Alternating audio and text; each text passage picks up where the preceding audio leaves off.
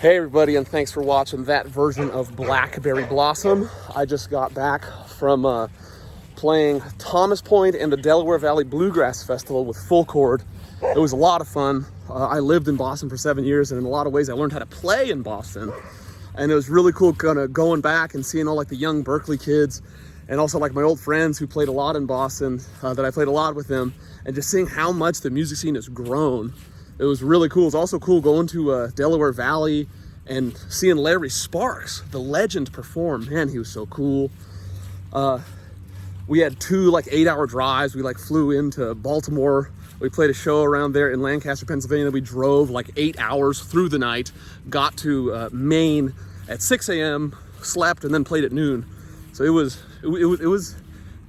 some traveling for sure. Let's see what else. One thing I found in playing with full chord is like my whole like banjo playing process has been really stress tested by the sheer amount of songs we have to learn. And I also kind of got into bebop improvisation because of Alex Genova kind of turned me on, the banjo player from Fireside Collective. And one thing that I've noticed is, as a banjo player, I've really been just focused on the melody. And that's kind of how I've like framed my whole world, is like playing my solo around the melody.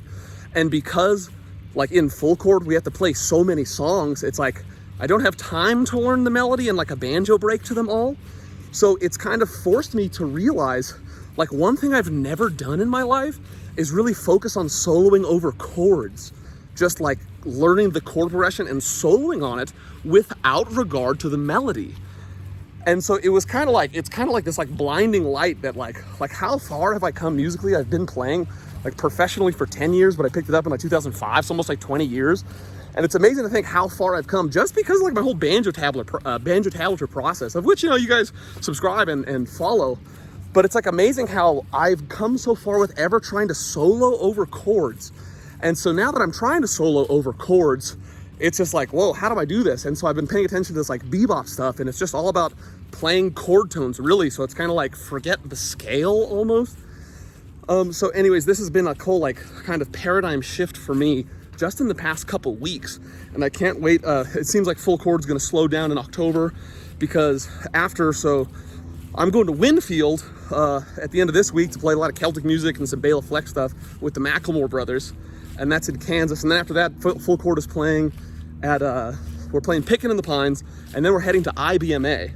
So September is just like totally full, but I'm lucky to have a few days in Denver just to relax and put out this video, and I'm going to be working on another. But after that, things are going to slow down, and hopefully by then I'll have refined my thoughts in regard to how to solo over changes.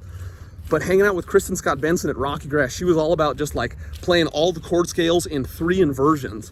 And so now, like, forgetting the melody and just focusing on chord inversions, also forgetting scales, something is going to come for me. I can feel it, but it's totally changed the way I play and how I approach music, actually. So I think it'll be really good for all the people that follow my stuff, because I can't believe how much of a blaring hole there was in my playing. Anyways, this has gone on a little long, but I hope you guys enjoyed the Blackberry Blossom. You can get the analysis, the tablature, the backing track, and more. Patreon.com/Ricky Mier. Thank you guys so much for watching. See you in the next one. Bye-bye.